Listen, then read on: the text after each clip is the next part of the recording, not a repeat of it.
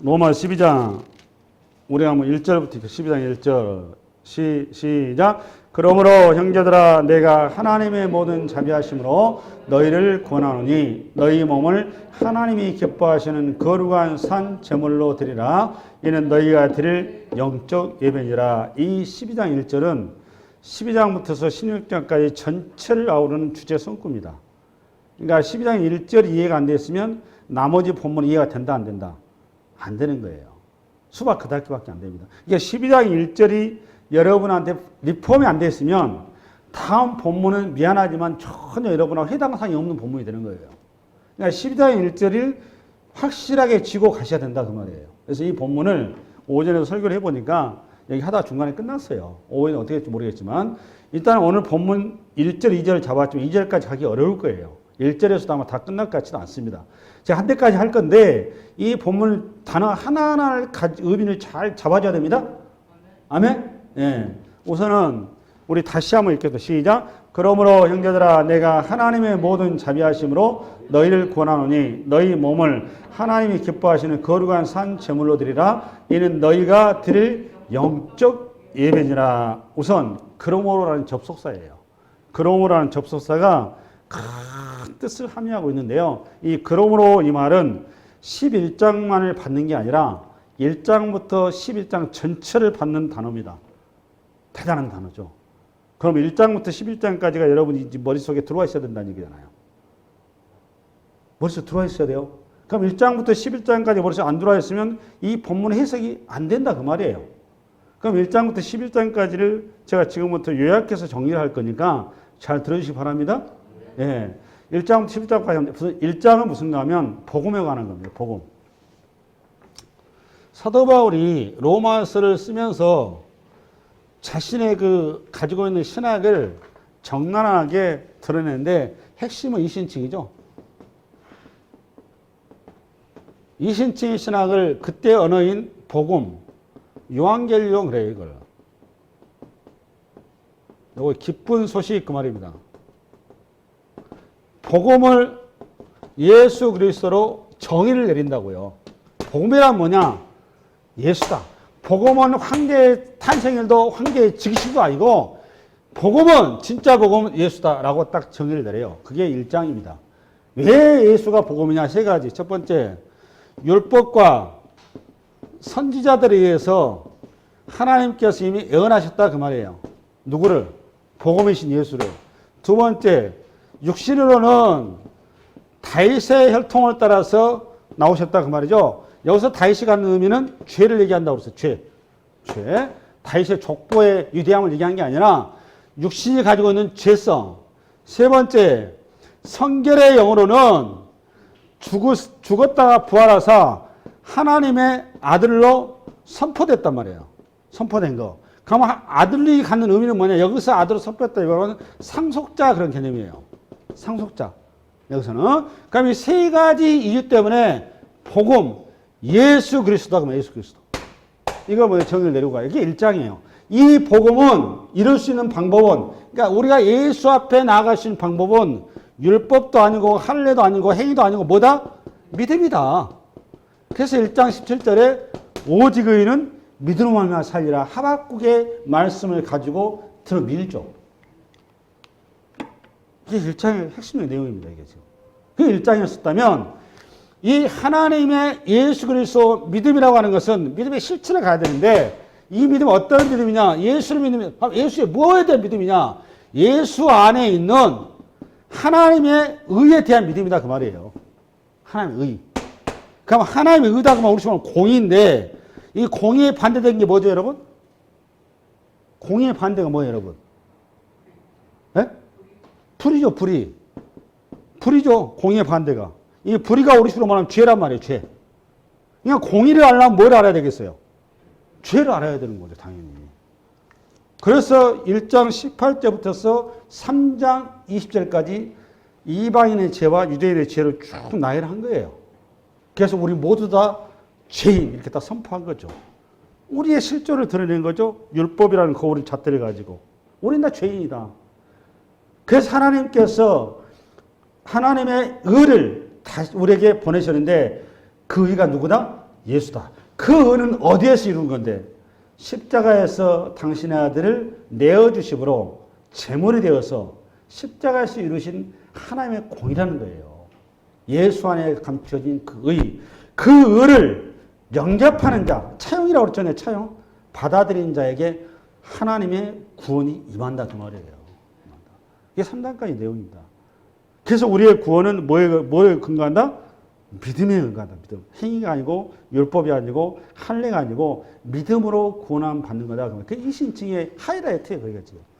그러고 나서 추가적인 설명이 4장으로 넘어가는데 그러면 그 믿음으로 말미암은 구원을 추가적인 설명을 유대인들이 그때 국보 같은 존재로 이해하고 있었던 다윗과 아브라함이 선례를 들어서 그들은 행위의 조상이 아니라 믿음의 조상이라고 선언을 하고 예화를 들어놓은 거란 말이에요.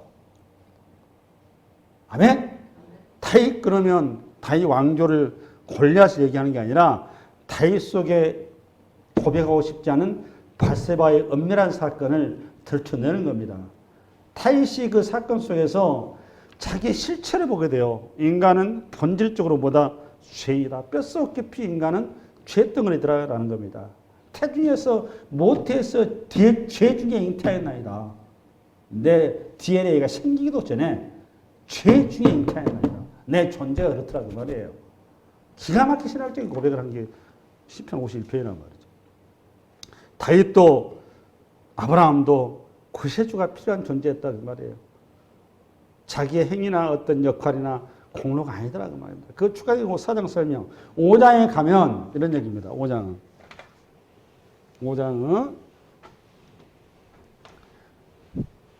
굉장히 사도 바울이 논리적으로 잘 전개해 놨어요.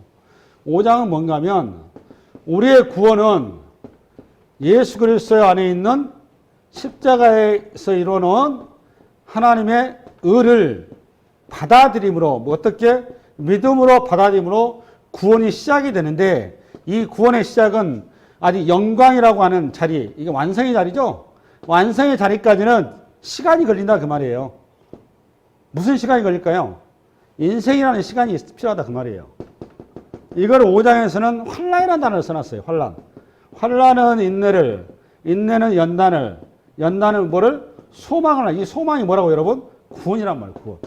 이게 로마서 8장에 가면 이게 환란 대신에 뭐라고 하면 탄식이라는 단어를 써놨죠? 기억나시나요? 예, 기억나셔야 돼요. 지금 전혀 처음 듣는 것처럼 반응하시는 분이 계시는데 고난합니다. 기억나셔야 돼요. 탄식이라는 단어는 인생이라고 하는 이 긴 자리 속에 우리가 마지막 영광의 구원의 자리에 이르기까지는 시간이 필요하다 그 말이에요. 시간이. 이거를 성화 그러는 겁니다. 뭐라고 여러분? 성화. 유식한 말로.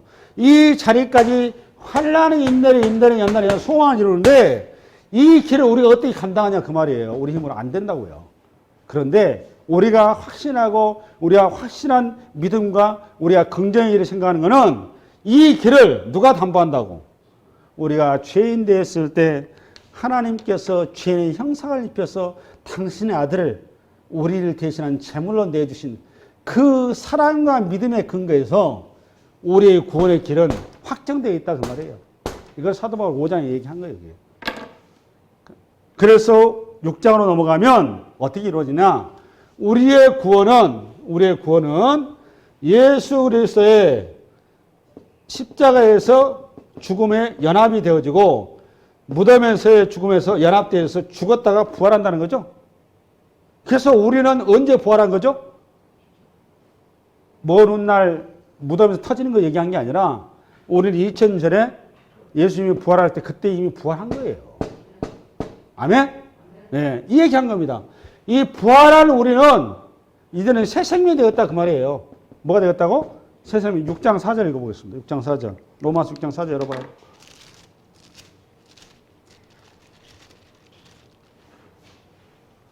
(246페이지) 열었으면 하면 읽겠습니다. 시작. 그러므로 우리가 그의 죽으심과 합하여 세례를 받음으로 그와 함께 장사되었나니 이는 아버지의 영광으로 말미암아 그리스도를 죽은 자 가운데 살리심과 같이 우리로 또한 새 생명 가운데서 행하게 하라면, 그가 우리가 죽은 생명에서 십자가를 통하는 순간, 그리스도와 함께 십자가를 통과하는 순간 새로운 부활의 생명체가 뭐라고 여러분? 이제는 새 생명이라고, 새 생명. 새 생명의 신분이 바뀌었어요. 이제 새 생명의 신분으로 바뀐 우리 인생, 우리는 이 인생이라고 하는 이 성화의 길을 가는데 그 길이 뭐라고 여러분? 이제는 죄의 종과 죄의 무기가 아니라 의의 종과 의의 무기가 돼야 된다 그 말이에요. 그게 6장 쏘는 거예요. 6장. 성화라고, 성화. 그리고 7장으로 이제 넘어가게 되는데 7장에서는 무슨 얘기를 하냐면 사도 바울이 자기의 실존을 통해서 우리의 현실 앞에 항상 바들바들 떨고 있는 내가 구원 받은 건가? 내가 정말 이렇게 구원 받았는가? 헷갈린다는 거죠. 여전히. 왜 그러냐? 두 가지 마음이 우리 가운데 상존해 있다 그 말이에요. 두 가지 현상이. 겉사람과 속사람. 나오죠? 어떤 마음이죠? 죄의 법을 선호하는 마음과 의의 법을 따르고자 하는 마음, 이 두 가지 마음이 우리 마음 가운데 혼재되어 있어서 우리가 새 생명이 되었으면 당연히 의의 조에게 의의 길을 당연히 붙들고 그걸로 가는 게 자연스러워야 되는데 여전히 우리는 죄의 자리가 익숙하더라 그 말이에요. 그 자리를 선택하고 거기에 여전히 머물러서 갈팡질팡 못하더라 그 말이에요. 누구조차도 바울 본인조차도. 그래서 사도 바울 입에서 터져나온 기가 막힌 탄식이 뭐였나요? 오라 나는 공고한 사람이로다. 이 사망의 몸에서 누가 나를 건져내랴. 이 어두운 이 고백 속에 8장을 넘어가서 반전이 확 일어나죠? 8장 2절입니다. 8장 2절. 8장 2절 보겠습니다. 8장 2절 시작. 이러니 그래서 예수 안에 있는 생명의 성령의 법이 죄와 사망의 법에서 너를 뭐 했느냐? 해방. 그렇죠. 내 의지, 내 능력, 내 실력으로는 그 길이 불가능한데 의의 자리로 내가 끝까지 머무는 게 불가능한데 알고 봤더니 성령께서 보혜사 성령께서 우리의 버팀목이 되고 계시더라 그 말이에요. 그 보혜사 성령으로 인해서 우리의 구원은 확증적으로 하나님께서 담보하신 거다 그 말입니다. 그 표현으로 양자됨을 누가 보증한다고요? 성령께서. 할렐루야. 탄식으로 대변되는 인생의 자리를 그래서 탄식으로 대변되는 인생의 자리가 종국적으로 모든 것이 합력해서 선을 이루는 것은 누가 함께 하시기 때문에 성령께서. 그래서 저와 여러분의 인생이라고 하는 탄식의 자리에 오고는 수많은 환난과 고난과 핍박과 눈물과 환난과 고통이 그게 두렵지 않고 그게 염려가 되지 않는 것은 하나님과 우리 사이에 사랑을 끊을 수 없기 때문이라는 거예요. 넉넉히 기느니라. 그 길을 누가 동행하신다고 여러분? 성령께서 하신다 그 말이에요. 네, 그게 8장의 내용이에요. 그래서 9장, 10장, 11장은 뭐의 구원 여러분? 이스라엘의 구원에 대한 사도 바울의 애타는 심정을 담아서 한 가지 딱 희망 하나를 붙들었는데 그게 뭐였다고 여러분?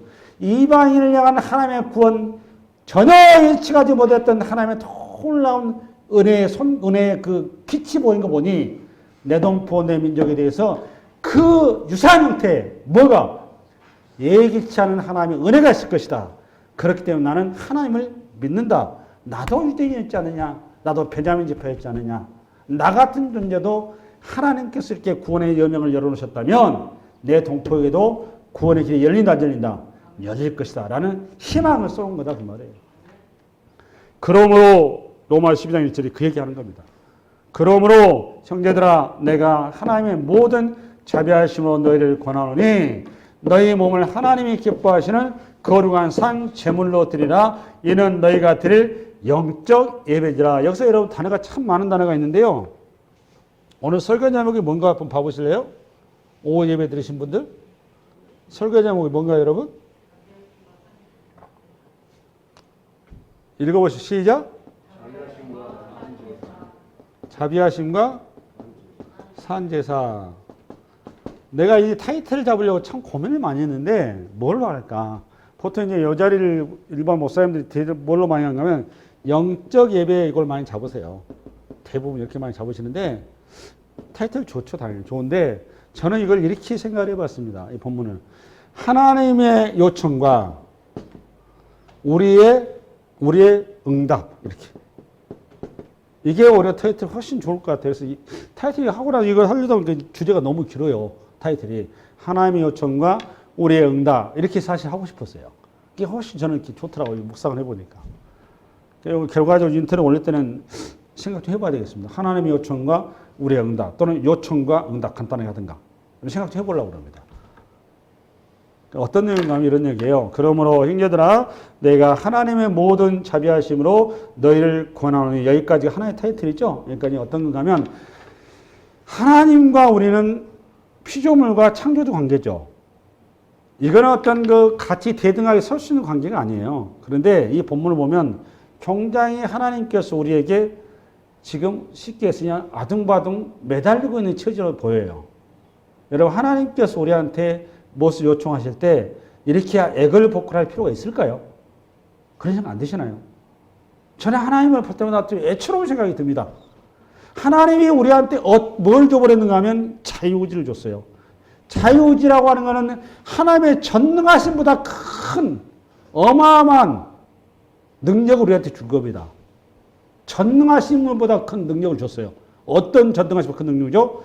전능하신 하나님을 거부할 수 있는 능력까지 우리에게 줬다고요. 하나님께서 그냥 절절 멸시는 거예요. 그러니까 지금. 그러므로 형제들아 내가 하나님의 모든 자비하심으로 너희를 권하노니 원래 틀 같으면 죄악 덩어리고 죽어 마땅한 존재이기 때문에 벌을 내리고 우리를 징계를 하고 우리를 감옥에 가둔 게 정상인데 어떤 이유인지 모르겠으나 하나님께서 우리에게 오늘 애걸 복구라고 계신다고 권하노니. 근데 하나님께서 권하노니 이 표현 속에 하나님의 애걸하는 그 기초와 근거가 뭐라고 여러분? 모든 자비하심으로라는 겁니다. 이게 중요합니다. 하나님께서 우리에게 애걸하는 게 하나님의 뭐에 근거해서 여러분? 모든 자비하심으로 우리를 윽박지르지 않냐고 우리를 강요하지 않냐고 우리를 강제하지 않냐고 하나님의 자신의 성품을 걸고 우리에게 다가오시는 거예요. 자신의 가슴을 가지고 저하에게 다가온 사건이죠. 그럼 여기 자비하심이 뭘까? 로마서 5장 6절로 갑니다. 5장 6절. 폈으면 하면 5장 6절 폈으면 하면 245페이지 되겠습니다. 5장 6절 시작. 우리가 아직 연약할 때 기약대로 그리스도께서 경건하지 않은 자를 위하여 죽으셨도다. 의인을 위하여 죽은 자가 쉽지 않고 선인을 위하여 용감히 죽은 자도 혹 있거니와 우리가 죄인 되었을 때 그리스도께서 우리를 위하여 죽으심으로 하나님께서 우리에 대한 자기의 사랑을 확증하느니라. 어느 누가 죄인을 위해서 버림받은 존재를 위해서 합당하지 않는 길을 어느 누가 가겠습니까? 여러분 같으면 이렇게 쓸모없는데 여러분의 인생 전 존재를 투자할 수 있겠습니까? 지금 그 얘기하는 겁니다. 하나님의 사랑은 우리의 이성과 논리와 지식으로는 설명할 길이 없다 그 말이에요. 그 하나님의 무한한 그 사랑의 근거에서 저와 여러분에게 지금 오늘 권유한다 그 말이에요. 그러니까 이 권고는 이 부탁은 자신의 전 존재를 죽음을 전제로 한 부탁이다 그 말이에요. 기가 막힌 얘기라는 거죠. 내가 너에게 내 모든 자비하심으로 고라노니 너희 몸을 하나님이 기뻐하시는 거룩한 산제물로 드리라. 이는 너희가 드릴 영적 예배니라. 여러분 영적 예배 이러면 우리가 또 좀 헷갈려요. 영적 예배 그러면 우리가 어떻게 생각이 들죠? 영적이다 그 말은 영적이다가 반대가 육적이다 그 말이죠. 그러니까 요거는 정신세계 같고 요거는 물질세계 이렇게 느끼지 않아요? 그렇게 이해되죠? 반응이 있어야 제가 설교가 필요하게 됩니다. 반응 좀 해주시면 너무 감사하겠습니다. 네, 앞을 좀 봐보십시오. 왜 오늘 포인트 나오게 되는가 하면 당시에 가지고 시대적인 상황 때문에 그렇습니다. 영지주의 때문에 이원론이 있어요. 이원론. 소위 말하면 정신세계와 물질세계를 분리시켰다 그 말이에요. 그러니까 형식과 내용을 따로따로 생각했다 그 말이죠. 예, 이거에 대한 지금 반응으로 오늘 이렇게 얘기 나온 거예요. 이 영적 예배다, 이 영적인 예배는 형식과 내용이 따라갈 수 없다 그 말입니다. 그리고 물질과 정신이 따라갈 수 있다 없다? 없다 그 말이에요. 그러니까 믿음과 행위는 같이 가야 된다, 따라가야 된다. 같이 가야 된다. 그러니까 믿음이 있다 없다는 행위를 통해서 그 믿음을 드러낼 수 있다 그 말이에요. 이게 그 야고보서 얘기입니다. 근데 야고보서 그 얘기가 로마서에 똑같다 그 말이에요. 지금 그 얘기를 이렇게 한 겁니다. 할렐루야? 그래서 그 이해를 가지고 너희 몸을 하나님의 기뻐하시는 할 때 몸 그러면 마치 이게 몸 그러면 이게 고기 덩어리로 생각할 수 있단 말이죠. 그렇죠?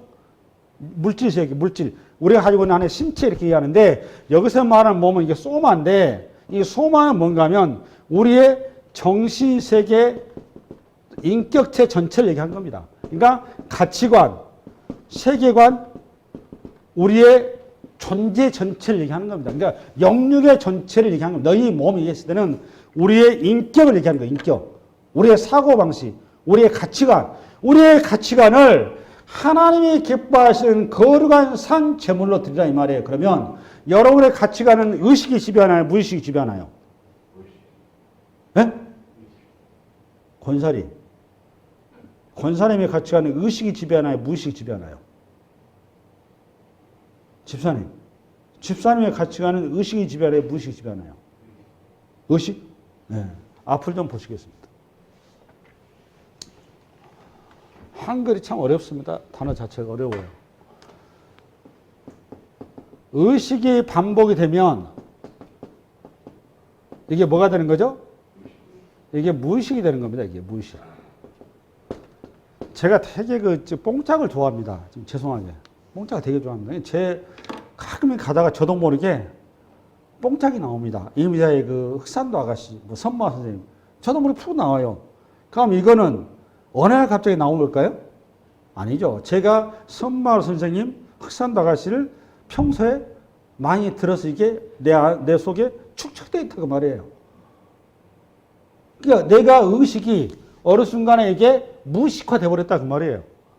그럼 우리를 지배하는 건 의식이 지배하나요? 무의식이 지배하나요? 무의식이 지배하는 거죠. 당연히. 지금 그 얘기하려고 하는 겁니다.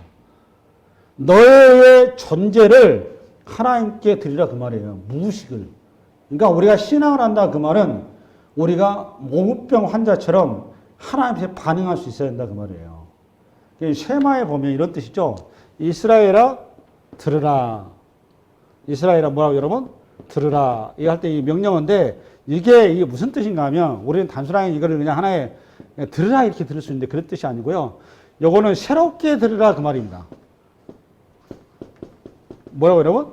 새롭게. 그러니까 들을 때마다 하나님의 이름을 부를 때마다 하나님에 대한 이해와 감독과 감각이 새롭게 더 새롭게 우리에게 들려오도록 하라 그 말이에요. 이 대단한 그 요청입니다. 그러니까 우리는 성경을 읽을 때마다 한 번 들으면 또 읽었던 거, 반복된 것도 이렇게 읽지 말고 이렇게 이해하지 말고 이렇게 신앙하지 말라 그 말이에요. 이스라엘 들으라고. 하나님은 영원하신 하나님인데 날마다 순간순간마다 새롭다. 그 얘기를 한 겁니다. 오늘 너희 몸을 하나님께 기뻐하는 거룩한 산 제물로 드리라 그 말 그 얘기예요. 매일매일 우리를 새롭게 그분과 마주하라 그 말입니다. 이게 포인트예요. 포인트. 할렐루야. 또 하나 뭔가 하면 우리가 너희 몸을 하나님께 기뻐하는 뭘로 드리라고 여러분? 거룩한 산 제물. 앞으로 가보세요. 거룩한 제물인데 제물을 잡으면 산 제물이네요. 또 복잡해요 지금. 제물은 드리려면 제물이 되려면 구약의 제사법 제물이 되려면 이걸 죽어야 되는 거죠. 그렇죠? 살아서는 드릴 수 없는 죽어야 되는데 이 산 제물이라는 말이 복잡해요. 또 하나는 제물은 드리는 자와 받는 자가 있는 거죠. 그렇죠? 네. 제 제물은 드리는 자가 받는 자에게 제물이 넘어가게 되면 이 제물의 소유권과 결정권과 이 제물에 대한 관리권은 누구 것이 되는 거죠? 받는 자의 것이 되는 거죠. 근데 여러분은 드리는 자로서 제물을 드리게 되면 반드시 드린 것에 대한 보상을 기다리고 있잖아. 내 말이 틀려요, 맞아요? 이게 쉽게 해서 이 툴이 이방 종교가 이 툴인 겁니다, 사실은. 근데 이 툴이 기독교에도 고스란히 들어와 있어요. 여러분의 인식도 그렇게 돼 있어요, 사실은. 근데 성경은 그렇게 얘기 안 해요. 제물은 드려지면 이미 거기에 대한 권리가 나한테는 있다 없다? 없는 겁니다.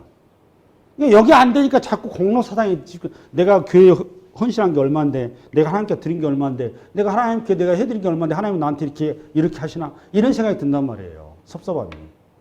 그거는 기독교가 말하는 교리가 아닙니다.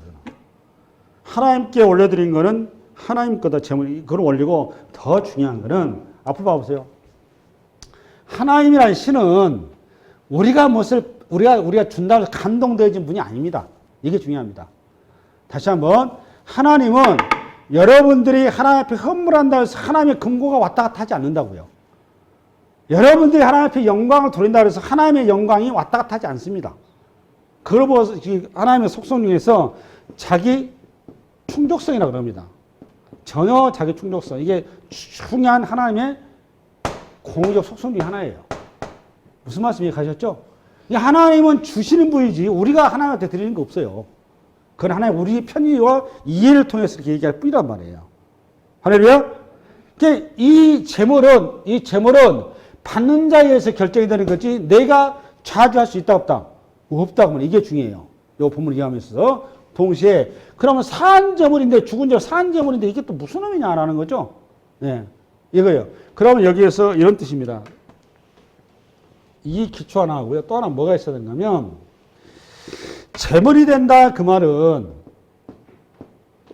여기서 말하고자 하는 거는 재물은 받는 자의 소유가 되는데 소유, 결정, 받는 자의 소유와 결정이 된다고 보니까 이 재물이 쉽게 해서 이 재물이 마치 물건이 되어서 질질질 끌려가는 형태 이렇게 이해할 수가 있어요. 이런 거 일종의 하나님 성령께서 내 입술을 주관해주고 내 결정도 내 생각도 내 마음도 성령께서 주관해서 모든 걸 성령께서 처음부터 끝까지 다 해주세요. 이렇게 우리 기도하시죠. 근데 여러분들 그 기도는 바른 기도가 아닙니다. 사실은. 왜 그런 줄 아세요? 하나님은 우리를 그렇게 맹신하도록 부르신 분이 아니에요. 이게 여기서 뭘 기억하셔야 되는가 하면 그러니까 순종과 뭘 구분해야 되는 거죠? 맹종을 구분하셔야 됩니다.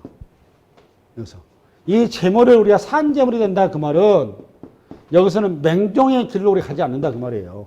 뭘로 간다고 여러분? 순종의 길로 우리가 서 있어야 된다 그 말. 이 얘기 하려고 하는 거예요. 그럼 순종과 맹종의 차이가 뭐죠 여러분? 제가 너무 어렵게 하고 있죠. 그죠? 순종과 맹종의 차이. 요건 자발적인 거고 요거는 강요죠. 강요. 그렇죠? 그래서 뭐에 대해서? 선택에 대해서 순종은 자발적인 거고 맹종은 강요죠. 그래서 요거를 자녀, 요거를 종 그러는 거죠. 이해되셨죠? 여기 산재물이다 그 말은 맹종으로 우리한테 하나님께 바쳐진다 그 말이 아니에요. 뭘로 바쳐진다 여러분? 순종으로 하나님께 바쳐진다 그 말입니다. 아멘? 이 원리가 이해되셔야 됩니다. 그래서 거룩한 산재물로 드리라 이 말 속에는 우리가 하나님 앞에 나아가는데 어떻게 나아가야 된다고 여러분? 순종으로 나아가야 된다고. 이 순종이다 그 말은 결국은 앞으로 봐보세요. 더 중요한 게 있어요. 그러면 순종으로 우리가 나간다고 하면 선택에 대한 책임이 누구한테 있다는 거예요? 권사님. 선택에 대한 책임이 누가 있어요? 순종한 사람에서. 하나님께 있어요? 본인한테 있어요? 하나님? 본인한테 있는 겁니다. 본인한테. 맹종일 때는 하나님께 있지만 순종일 때는 누구한테 있다고 여러분? 본인한테 있는 겁니다. 이걸 자유의지 그러는 거예요. 자유의지. 할렐루야? 동시에 그러면 여기서 거룩한 산 제물의 한 모델이 가면 어디냐? 그게 마태복음 16장 24절입니다. 마태복음 16장 24절. 앞으로 와보세요. 앞으로. PPT 시작. 예수께서 돌이키시며 베드로에게 이르시되 사단아 내 뒤로 물러가라. 너는 나를 넘어지게 하는 자로다.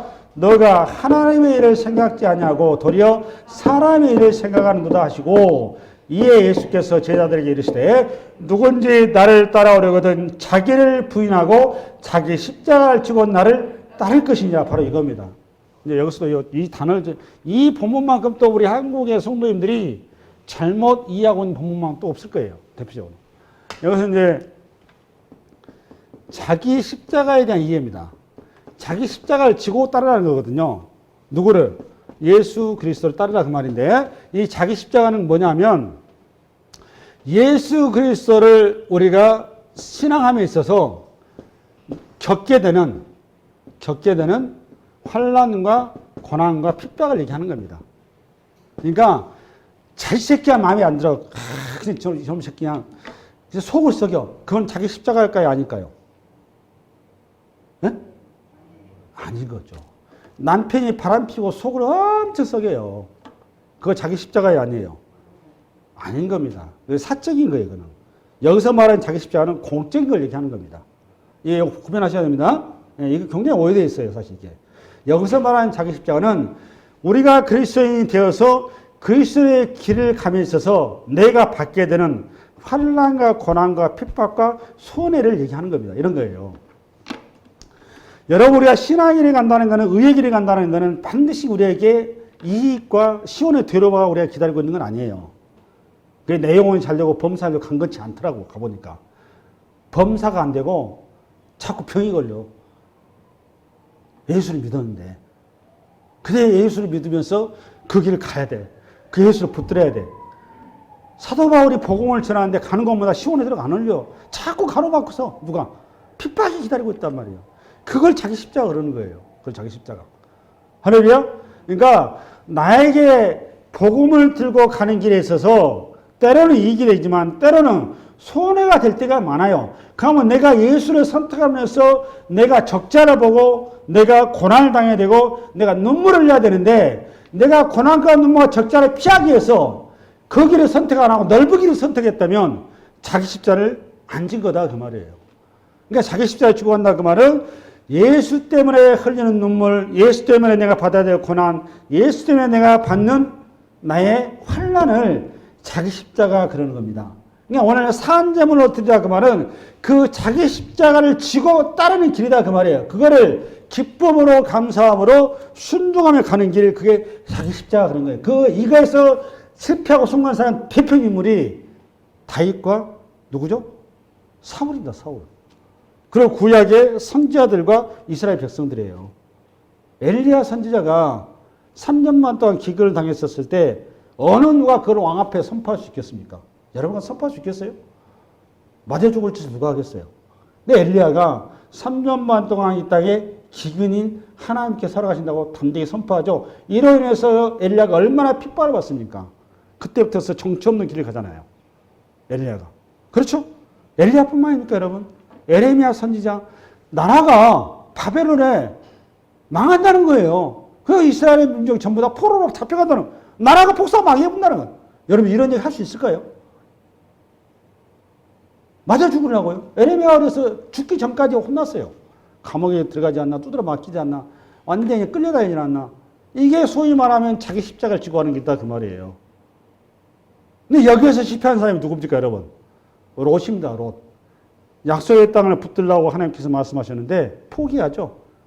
걔 겉으로 보기 화려하고 좋으니까 그게 잘 될 것 같지만 끝이 안 좋아요. 그러나 저와 여러분은 끝이 영광의 자리다 그 말이에요. 여기에 실패한 사람도 사울왕 아닙니까? 사울왕. 사울왕이 아말렉을 침멸하라고 그랬더니 너무나 아까운 거예요. 아까운 거. 그 속에 뭐가 들어간 거죠? 탐욕. 그러니까 자기 십자가를 못 지는 가장 근본적인 이유와 본질은 뭔가 하면 탐욕인 겁니다. 탐욕. 내 안에 도사리고 있는 탐욕. 현실을 붙들려고 하는 거예요. 현실을. 그게 훨씬 더 가능성이 있고 그게 훨씬 더 나에게 이익이 되고 훨씬 더 그게 편하고 좋으니까 자기 십자가를 못 지는 겁니다. 근데 과감하게 이 현실의 이 탐욕 앞에 내가 내려놓을 때만이 산 제사로 하나님께 드려줄 수 있다 그 말이에요. 할렐루야?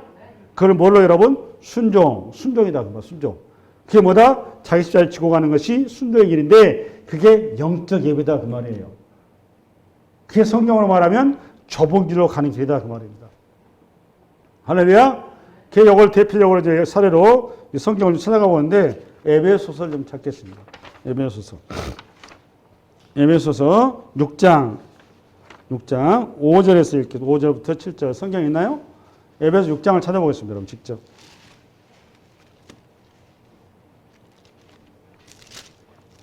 6장 5절에서 7절.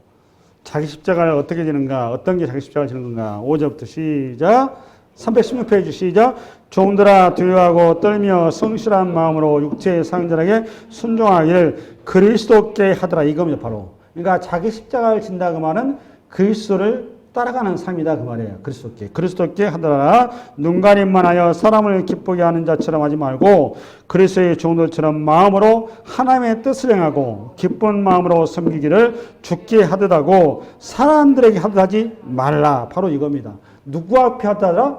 그리스도께 하듯이. 에베소도 22절도 마찬가지죠. 5장 22절 시작. 아내들이여 자기 남편에게 복종하기를 주께 하듯 하라.